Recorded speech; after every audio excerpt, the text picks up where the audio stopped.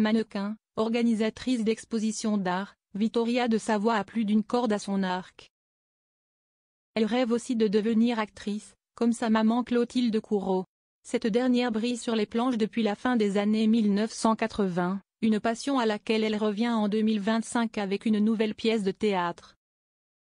L'occasion pour Clotilde Courreau de faire le point dans les pages du magazine Version Femina, en kiosque cette semaine. Elle en profite alors pour dévoiler que son aîné lui a caché, un temps, son ambition de devenir comédienne. Quand on est la fille d'eux, il y a une certaine pression, et elle ne m'a rien dit au début, explique l'épouse d'Emmanuel Philibert de Savoie, mais quand je l'ai appris, je l'ai encouragée. L'actrice révèle aussi le conseil qu'elle donne à sa fille: voilà ce que je dis à Vittoria, tu as la vie devant toi. Si tu veux être actrice, si tu aimes jouer, lance-toi, embrasse les obstacles qui font partie du chemin. Oublie les étiquettes et les jugements, auxquels personne n'échappe. Et ce conseil, elle l'étend aussi à sa cadette, Louisa, qui se destine au droit.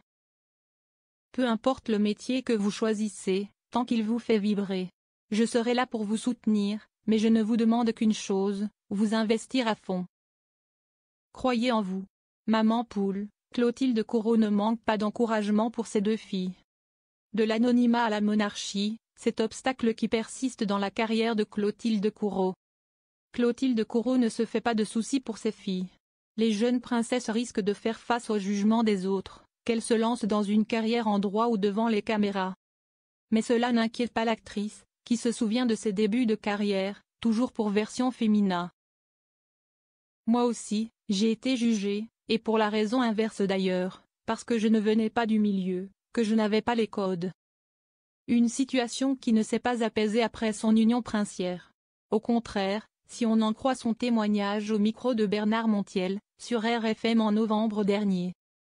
À un moment où ça a été très compliqué, racontait Clotilde Courreau, je pense que les gens m'ont enfermée, dans une case. Pas de panique cependant, la comédienne n'en a pas perdu le goût du théâtre et du cinéma, et a plusieurs projets en cours.